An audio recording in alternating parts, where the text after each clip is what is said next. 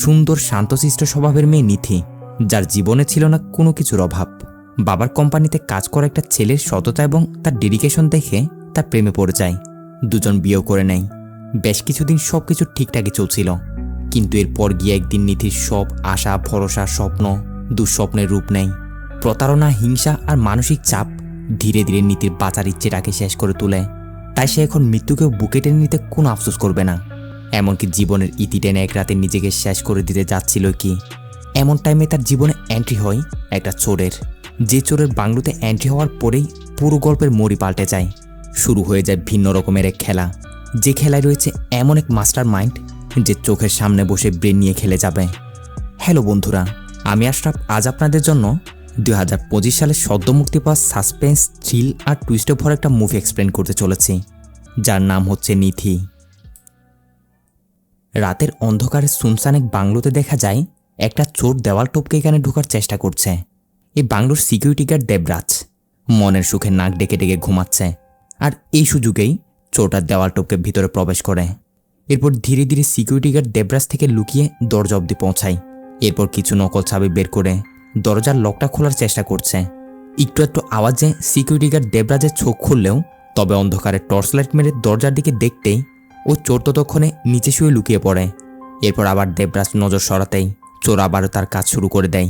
পরে দেখা যায় দেবরাজ দরজার দিকে আসছিল কি, ততক্ষণে চোর দরজার লক খুলে সফলভাবে ভিতরে ঢুকে পড়েছে।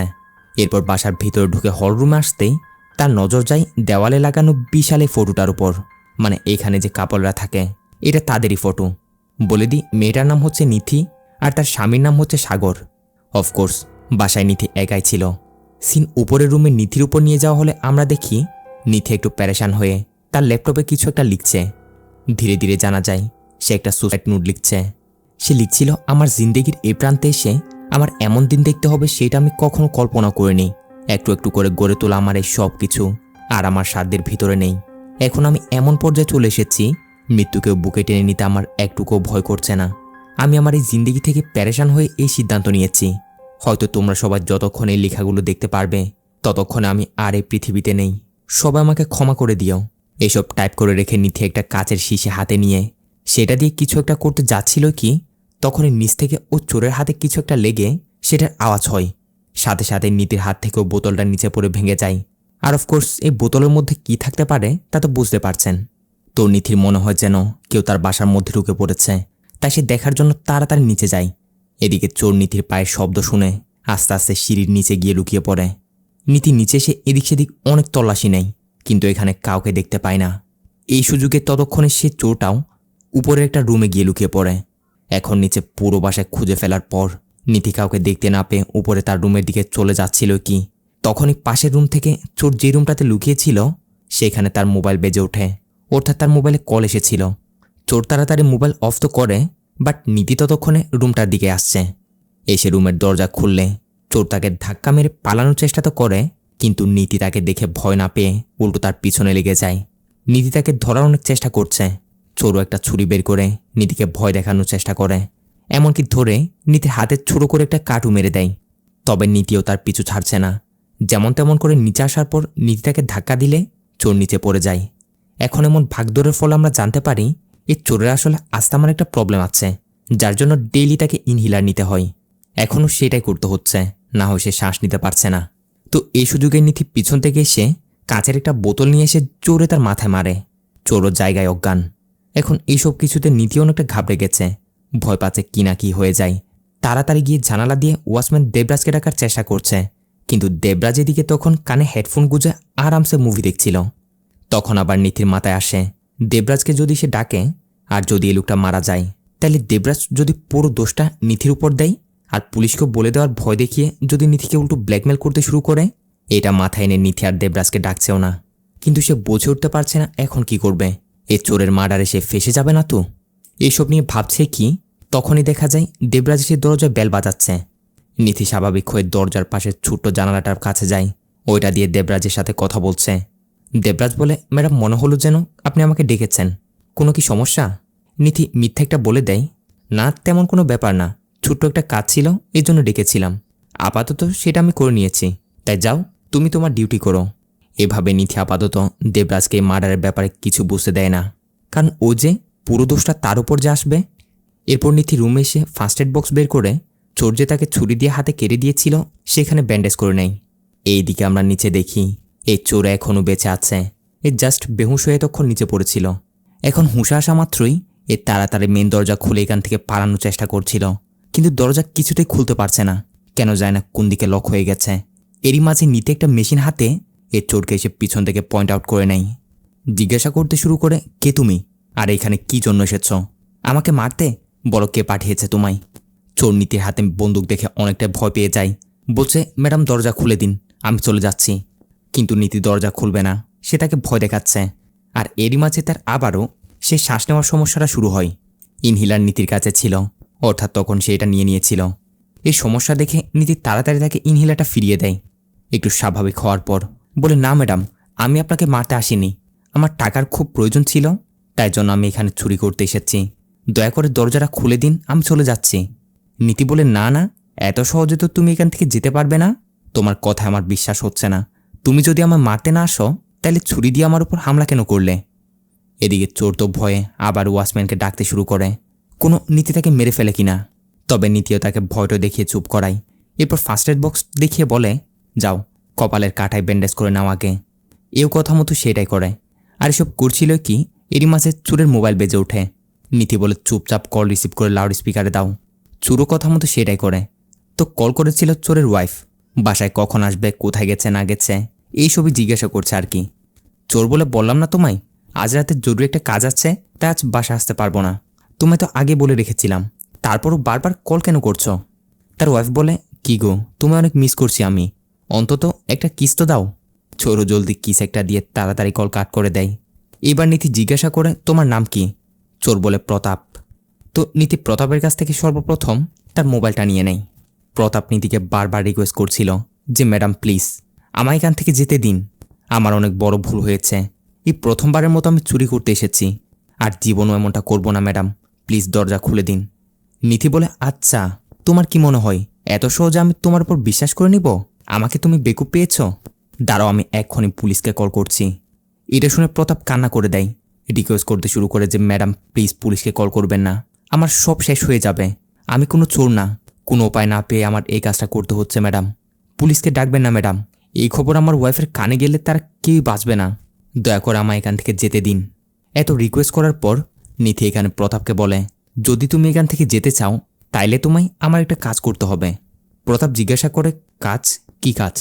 নীতি প্রতাপের হাতে পিস্তলটা ধরিয়ে দিয়ে বলে, মার্ডার করতে হবে, তাও আমার, তুমি আমাকে মেরে দাও, এরপর এখান থেকে আরামসে বেরিয়ে যাও।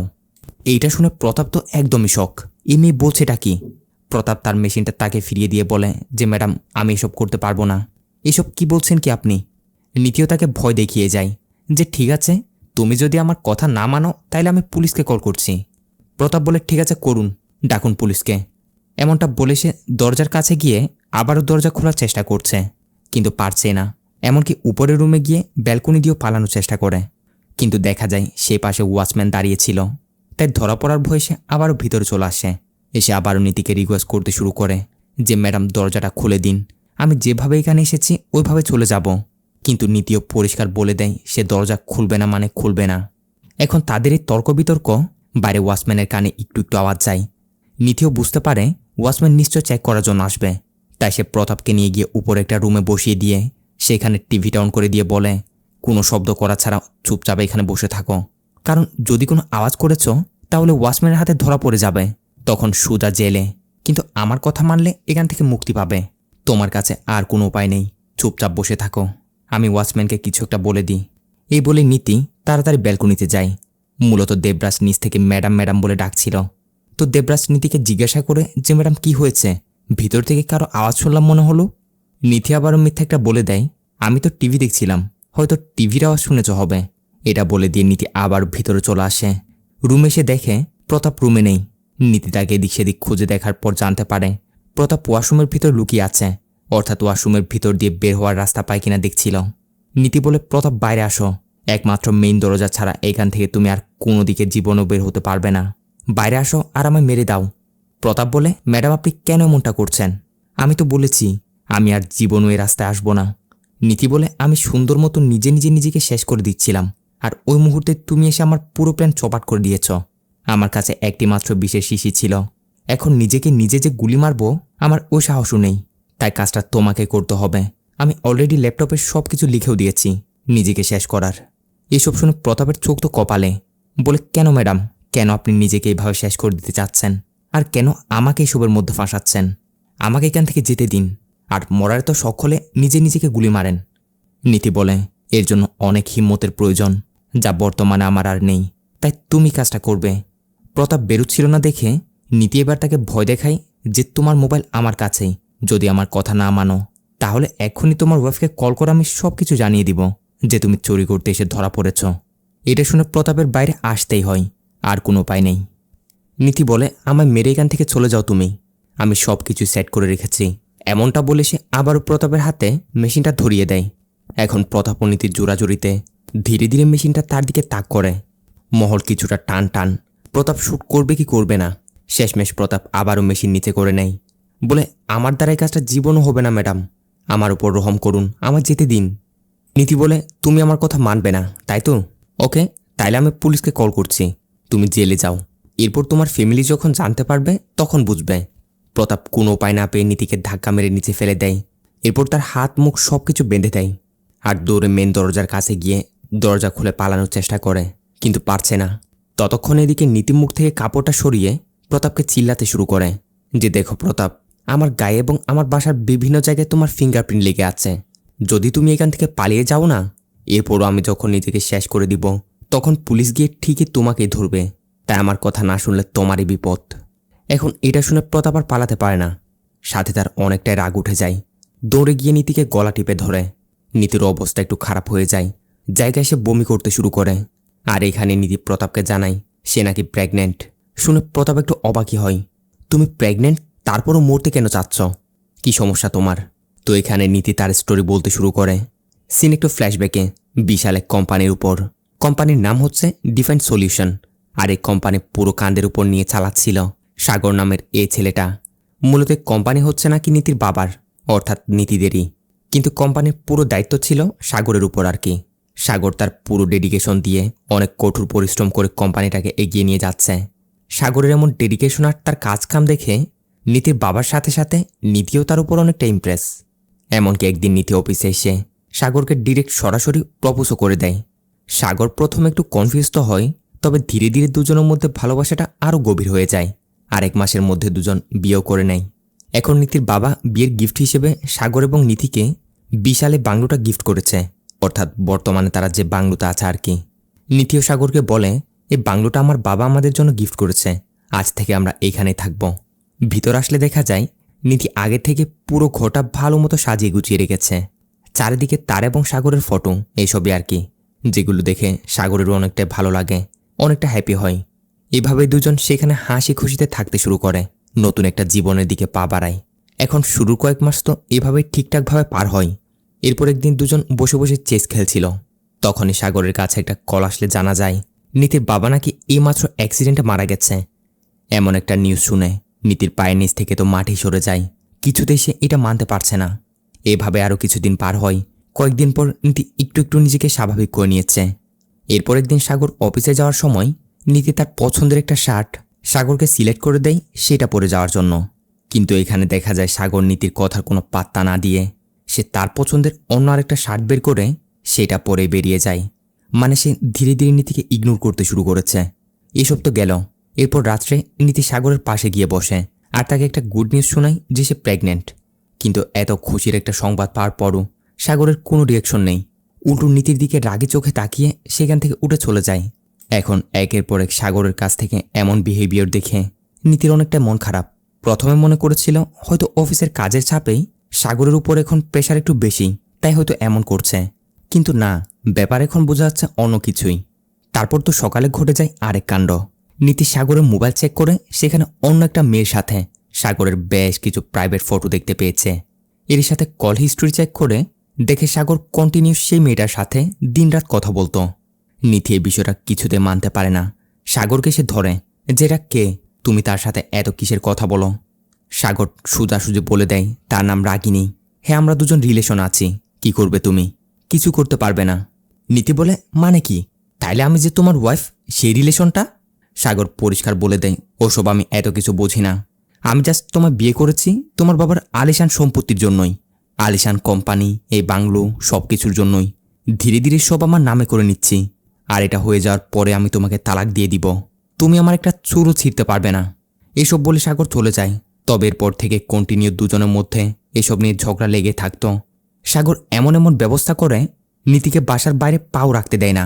এমনকি তার মোবাইলটাও জব্দ করে নিয়ে তাকে এমন একটা মোবাইল দেয় যেটা দিয়ে শুধুমাত্র সে ওয়াচম্যানকে কল করতে পারবে।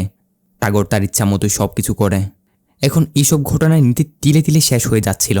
কারণ যে মানুষটাকে সে এতটা ভালোবাসলো, এতটা ভরসা করলো, তার এমন রূপ নীতির জন্য এটা কিছুতেই বিশ্বাসযোগ্য না। ধীরে ধীরে সাগর তো এবার নীতির কাছ থেকে প্রপার্টি পেপারেও সিগনেচার নেওয়ার জন্য উঠে পড়ে লাগে। কিন্তু নীতি সাইন করতে রাজি না। কারণ সে জানে সাইন করা মাত্রই সাগর তাকে ছেড়ে দিবে, না হয় তার কিছু একটা করে দিবে।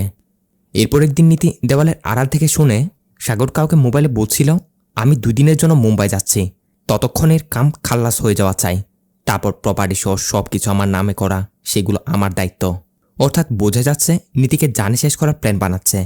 আর এটা বুঝতে পেরে নীতির তো পুরো পৃথিবী উল্টে যায়। এই জন্যই সে নিজে তার ভালোবাসার মানুষের এমন দুশ্চক্রের শিকার না হয়ে নিজেকে শেষ করে দিতে যাচ্ছিল।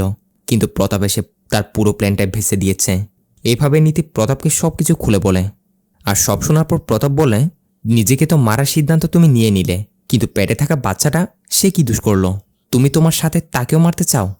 নীতি বলে, সাগর এমনিতেও আমাদের ছাড়বে না। সে টাকা দিয়ে থানা, পুলিশ সব কিছু কিনে নিয়েছে। আমাকে সাহায্য করার মতো কেউই নেই। তাই আমার বেঁচে থাকারও আর কোনো মানেই হয় না। আমি কথা দিচ্ছি তুমি এসব কিছুর মধ্যে ফাঁসবে না। দয়া করে আমায় মেরে দিয়ে চলে যাও। প্রতাপ বলে, আপনি না বললেন ম্যাডাম পুরো বাসায় আমার ফিঙ্গারপ্রিন্ট আছে? ওসবের কি হবে? সবার আগে তাইলে আমার ফিঙ্গারপ্রিন্টগুলো মুছতে হবে। নীতিও বলে, ঠিক আছে তাহলে সেটাই হোক। বলে দুজন মিলে পুরো বাসায় যেখানে যেখানে প্রতাপের ফিঙ্গারপ্রিন্ট থাকার চান্স রয়েছে সেখানে ভালো মতো ক্লিন করতে শুরু করে। এখন এইসব করার পর নীতি প্রতাপকে মেশিনটা দিয়ে বলে, নাও এইবার আমায় মেরে দাও। কিন্তু প্রতাপ বলে, না ম্যাডাম, এটা আমি করতে পারবো না। আমি জাস্ট আমার ফিঙ্গারপ্রিন্ট রিমুভ করার জন্যই আপনাকে মিথ্যা বলেছি। আর না পেরে নীতি নিজেকে মারার চেষ্টা করে। প্রতাপ তাকে থামায়, বলে, পুলিশের কাছে গিয়ে সাহায্য চাও। নীতি বলে, সাগরের পাওয়ার অনেক। সে পুলিশ, কোর্ট সবাইকে টাকা দিয়ে কিনে রেখেছে। শুধু তাই নয়, আমাদের ওয়াচম্যান দেবরাজকেও। আমি বাসার বাইরে পা রাখা মাত্র সোজা সাগরের কাছে খবর চলে যাবে। তাই জীবন্ত লাশ হয়ে বেঁচে থাকারও আমার আর কোনো মানেই নেই। তুমি আমার পরিস্থিতির জীবনও বুঝতে পারবে না। প্রতাপ বলে, আমি বুঝতে পারছি। আমার চেয়ে ভালো আর কে বা বুঝতে পারবে। চলুন আপনাকে একটা গল্প শোনাই। আমার আস্তামার অনেক বড় একটা সমস্যা আছে। ভালো মতো শ্বাস নিতে পারি না। এর জন্য অনেক ডক্টর, অনেক মেডিকেলে ছোটাছুটি করেছি। কিন্তু যার যার কাছে গেছি সবাই বলেছে আমার হাতে নাকি আর বেশি সময় নেই, আমি আর বেশি দিন বাঁচব না। সবাই তো এরকম বলে, কিন্তু শুধুমাত্র একটা ডক্টর আমায় বলে যে চিকিৎসা করে আমায় ভালো করা যাবে। কিন্তু এর জন্য প্রয়োজন অনেকগুলো টাকার। আর যদি এই অপারেশনটা না হয়, আগামী 1 মাসের ভিতরে আমি মারা যেতে পারি। সব ডক্টরের কাছ থেকে না শুনতে শুনতে জীবনের ধার প্রান্তে এসে আমি হার মেনে নিয়েছিলাম। কিন্তু ওই একটা ডক্টরের কথায় আমি ভরসা পেয়ে নতুন করে বাঁচার ইচ্ছে জেগে ওঠে। মাথায় এইটাই ঘুরতে শুরু করে যে আমার কিছু হয়ে গেলে আমার পরিবারের কি হবে। অপারেশনের টাকা জোগাড় করতে এদিক সেদিক সবার দুয়ারে দুয়ারে গেছি, কিন্তু কেউই সাহায্য করেনি। তাই আর কোনো উপায় না পেয়ে এই চুরি করার সিদ্ধান্তটা নিয়েছিলাম। উপরওয়ালা আমাদের কখনো সেই জিনিসটা সহজে দিবে না যেটা আমরা তার কাছ থেকে চাইব, কিন্তু তিনি আমাদের ওই জিনিসটাই দিবেন যেটা আমাদের জন্য আসলে মঙ্গলকর। দেখুন না, আপনাকেও দিয়েছে, যেটা আপনার পেটে বড় হচ্ছে, আপনার বাচ্চা। এভাবে প্রতাপ তার গল্প বলতে বলতে কাঁদতে শুরু করে। প্রতাপের কাহিনী শুনে নীতির অনেক বেশি মায়া হয়। গিয়ে ড্রয়ার থেকে টাকার কিছু বান্ডিল নিয়ে এসে প্রতাপকে দেয়, বলে, এই টাকাগুলো রাখো, এগুলো দিয়ে তোমার অপারেশন হয়ে যাবে। তুমি তোমার জীবন নতুন করে শুরু করতে পারবে। আমি নিজেও জানি না উপরওয়ালা আমার জন্য কি লিখে রেখেছে। প্রতাপ বলে, ম্যাডাম বললামই তো, উপরওয়ালা আপনার জন্য অলরেডি অপশন একটা দিয়ে দিয়েছেন, যেটা আপনার পেটে বড় হচ্ছে। আপনি টাকা দিয়ে আমার সাহায্য করেছেন, আমাকে নতুন করে বাঁচার রাস্তা দেখিয়ে দিয়েছেন। তাই আমিও আপনার জন্য কিছু করতে চাই। আপনি আমার সাথে চলুন ম্যাডাম, এই সাগরের হাত থেকে আমি আপনাকে বাঁচাবো। নীতি বলে, কিন্তু আমি তোমার কথায় কিভাবে বিশ্বাস করতে পারবো? প্রতাপ বলে, ম্যাডাম, যার হাতে পিস্তল দিয়ে নিজেকে এতবার মারতে বলার পরও আপনি বেঁচে আছেন, তার উপর নিঃসন্দেহে বিশ্বাস করতে পারেন। আমি আপনাকে এখান থেকে সেফলি নিয়ে যাব, এরপর কোনো একটা উপায় বের করে ফেলব। নীতির কাছে অবশ্য এটাই ভালো মনে হয়, কারণ এখানে থাকলে সাগর লোক পাঠিয়ে যে কোনো সময় তাকে হত্যা করতে পারে। তাই নীতি প্রতাপের সাথে যাওয়ার জন্য কাপড় চেঞ্জ করে আসতে রুমে চলে যায়। দেখা যায় পিস্তলটা সেখানে টেবিলের উপরে রাখা। প্রতাপও তাড়াতাড়ি নিচে এসে পিস্তলটা হাতে নিয়ে তার কাছে রেখে দেয়। এরই সাথে সিন কাট হয়। আমাদের দেখানো হয় প্রতাপ সে পিস্তল দিয়ে কাউকে গুলি করে মারছে, আর এখানে হয় মুভির ইন্টারভেল। সিন কাট হয়। আমাদের দেখানো হয় আসল ঘটনা কি। আসলে প্রতাপ যখন পিস্তলটা নিয়ে সেখান থেকে সরিয়ে ফেলছিল, তখনই থেকে যেন ওই ওয়াচম্যান দেবরাজ সেখানে ভিতর আসে। এসে প্রতাপকে দেখা মাত্রই পিছন থেকে এসে তাকে ধরে নেয়। চোর মনে করে প্রতাপকে সে ধরার চেষ্টা করছিল। আর এভাবে হস্তাদস্তির মধ্যেই ভুলবশত প্রতাপের হাতে গুলি চলে যায়, যেটা গিয়ে লাগে ওয়াচম্যান দেবরাজের গায়ে। ফলে তার জায়গায় মৃত্যু হয়। এখন আওয়াজ শুনে নীতি তাড়াতাড়ি দৌড়ে আসে। দেখে এই কাণ্ড। প্রতাপকে বলে, এটা তুমি কি করলে?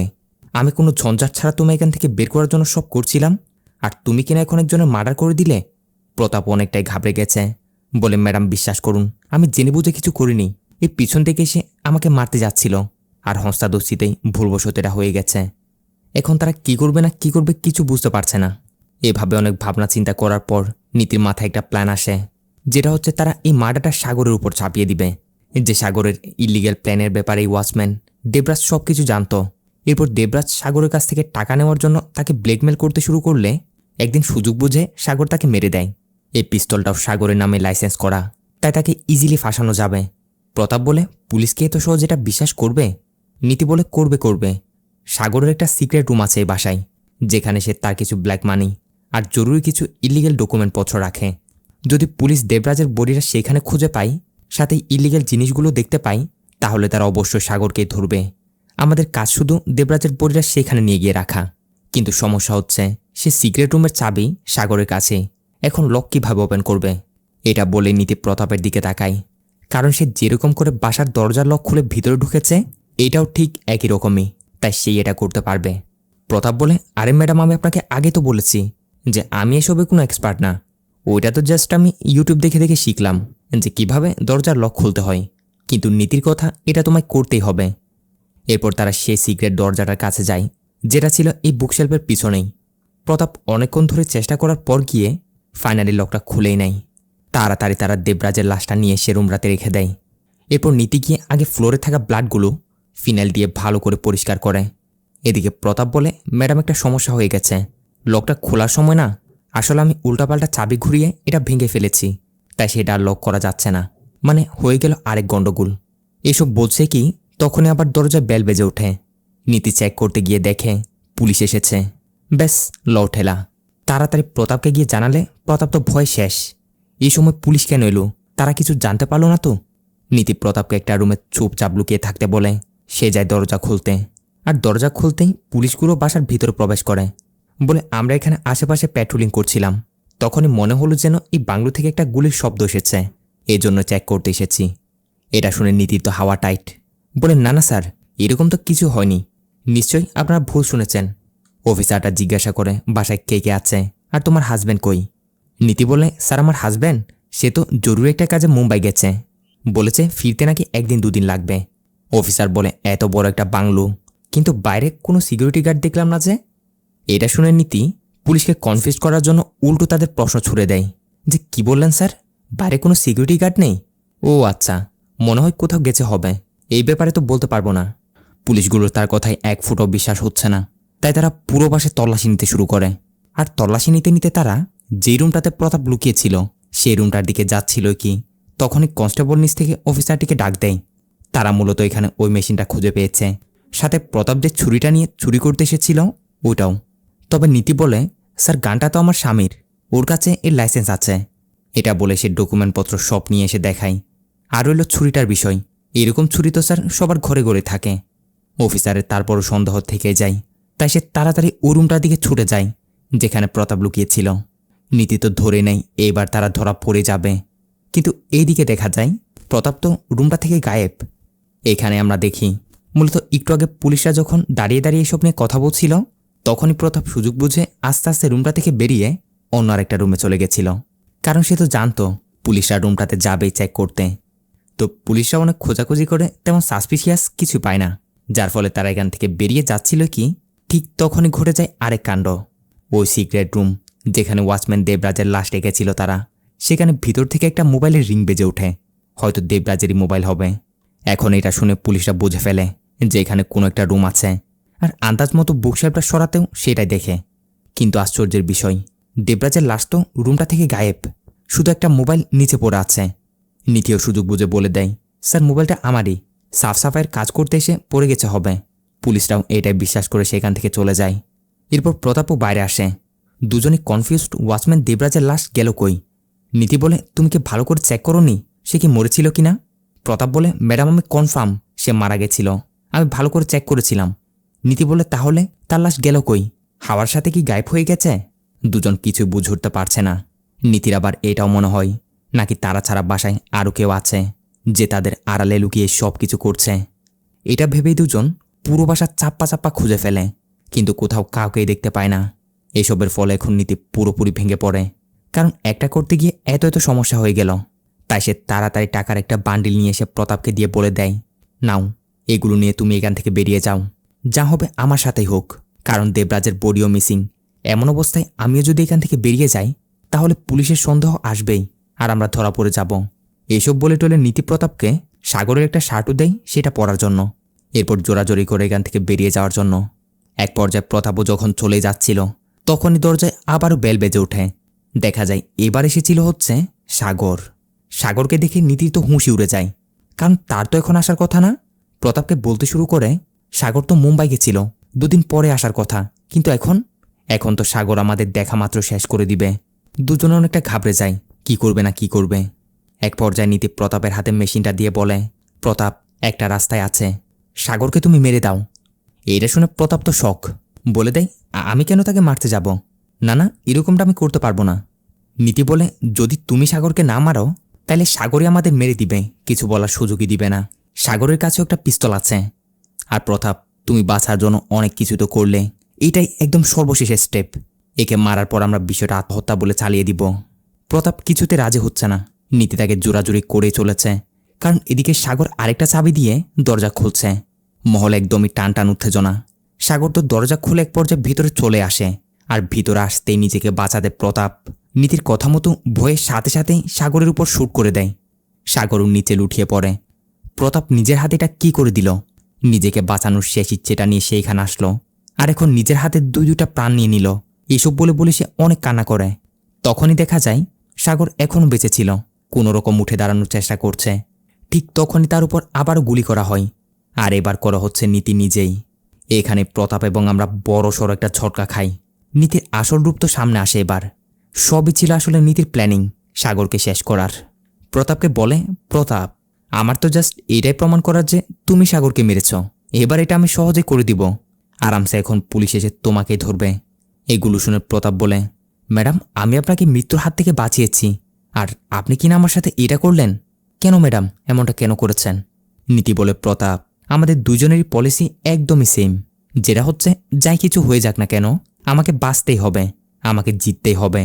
এর জন্য প্রয়োজন হলে আমি তোমাকেও মারতে পারবো। প্রতাপ রেগে গিয়ে মেশিনটা নিয়ে বলে, ম্যাডাম আমার ক্ষেত্রেও সেম, উদাহরণ তো দেখলেনি, বাঁচার জন্য অলরেডি আমি দুজনকে শেষ করে দিয়েছি। তাছাড়া আমার কাছে পারফেক্ট একটা প্ল্যানও আছে, আপনাকেও মেরে আপনার মৃত্যুটা জাস্ট একটা আত্মহত্যা প্রমাণ করে দেওয়া। আর এটা সহজে হয়ে যাবে, কারণ আপনার নিজের হাতে টাইপ করা আত্মহত্যার নোট তো ল্যাপটপে আছে, কিবোর্ডে আপনার ফিঙ্গারপ্রিন্টও আছে। পুলিশ মনে করবে আপনি আপনার স্বামীকে হত্যা করেছেন। এরপর আবার শুনে ওয়াচম্যান দেবরাজ যখন ভিতর আসে তখন আপনি তাকেও শেষ করে দেন। এরপর পুলিশের হাতে ধরা পড়ার ভয় আর নিজের মধ্যে একটা গিল্টি, সব মিলিয়ে আপনি নিজেকেও শেষ করে দেন। ব্যাস, খেল খাতাম। এসব বলে প্রতাপ যখনই নীতিকে শ্যুট করতে যাবে তখনই দেখা যায় মেশিনে বুলেট নেই। নীতি হেসে বলে ওঠে, প্রতাপ যতটা বোকা তোমায় মনে করেছি তুমি আসলে তার চাইতেও অনেক বেশি বোকা। একটা মেশিনে 6টাই বুলেট থাকে, 2টা তো অলরেডি তুমি শেষ করে দিয়েছ, বাকি 4টা আমি শেষ করেছি। এখন মেশিনে বাকি রইল শুধু তোমার ফিঙ্গারপ্রিন্ট। তোমার এখানে নিয়ে আসা ওই ছুরিটা পুলিশের কাছে আছে।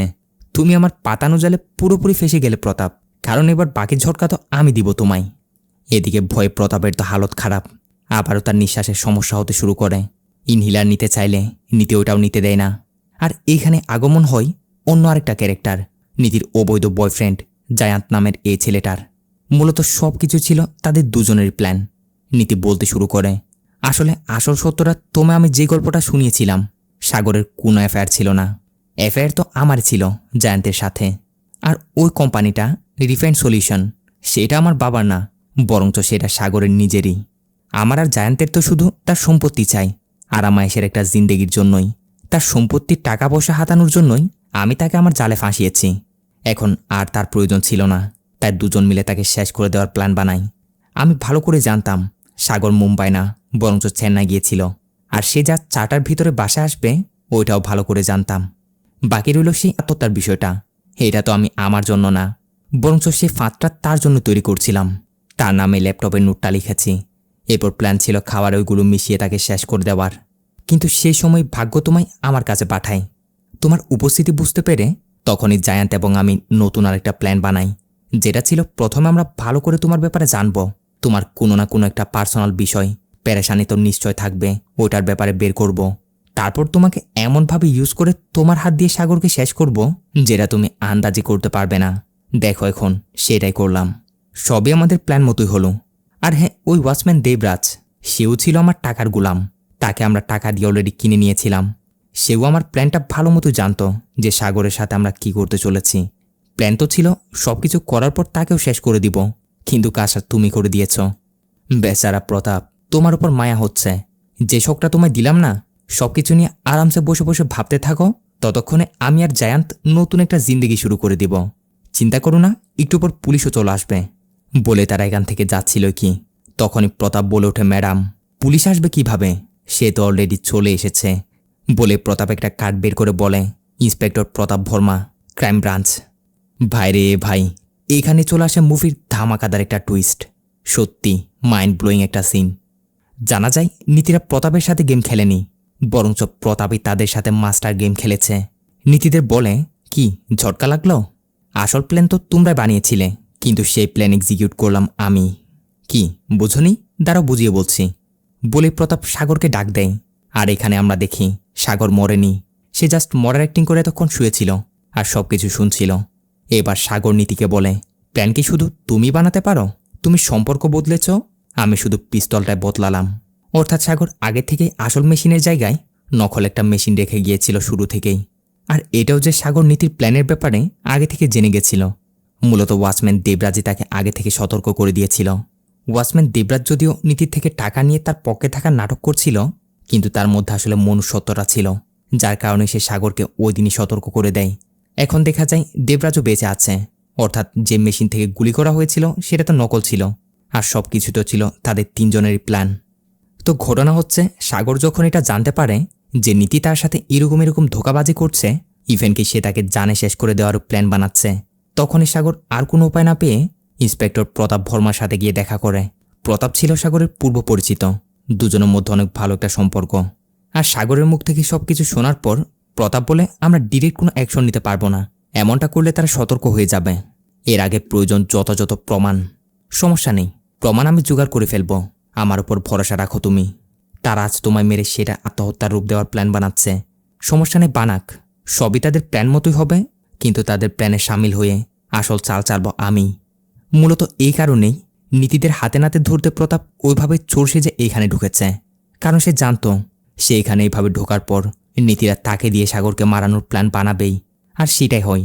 শেষমেশ সাগর নীতিকে বলে, মাথায় রেখো, টাকা দিয়ে তুমি মানুষের লয়্যালটি কিনে নিতে পারবে, কিন্তু মনুষ্যত্ব সেটা কখনোই কিনতে পারবে না। নীতিদের তেজ তো এখনও কমছে না। বলে, সব কিছু তো করলে, কিন্তু আদালতে কিভাবে এটা প্রমাণ করবে যে আমরাই দোষী? এর কোনো প্রমাণ তো আমরা রাখিনি। শুনে প্রতাপ মুচকি হেসে তাদের ইশারা করে দেখিয়ে দেয়, ভালো মতো একটু চোখ বুলিয়ে দেখুন, চারিদিকে ক্যামেরা লাগানো। অর্থাৎ প্রতাপ আগে থেকে প্ল্যানিং করে সব জায়গায় জায়গায় হিডেন ক্যামেরা লাগিয়ে রেখেছে। বেশ, বাচাদনরা একদম হাতে নাতে কট খেয়ে গেল। প্রতাপ তার টিমকে ডাক দেয়, আর তারাও এসে নীতি এবং তার বয়ফ্রেন্ড জ্যানকে গ্রেপ্তার করে নিয়ে যায়। আর এখানে এভাবে শেষ হয় এই দারুণ এই মুভিটা দেখে আমাদের অনেক কিছু শেখার আছে, যার বিশেষ একটা হচ্ছে, অন্যের জন্য গর্ত করবেন, সেই গর্তে নিজে পড়বেন তা এমনভাবে পড়বেন যেটা থেকে আর উঠতে পারবেন না। যাই হোক, কেমন লেগেছে আপনাদের মুভিটা কমেন্ট করে তা অবশ্যই জানাবেন। সাথে যাওয়ার আগে চ্যানেল সাবস্ক্রাইব করে দিতে ভুলবেন না, কিন্তু আমাদের পরিবার 200-এর অনেক কাছাকাছি, তাই জলদি একটু করে দিন। দেখা হচ্ছে পরবর্তী ভিডিওতে, ততক্ষণে ভালো থাকবেন, সুস্থ থাকবেন। Tata, bye bye.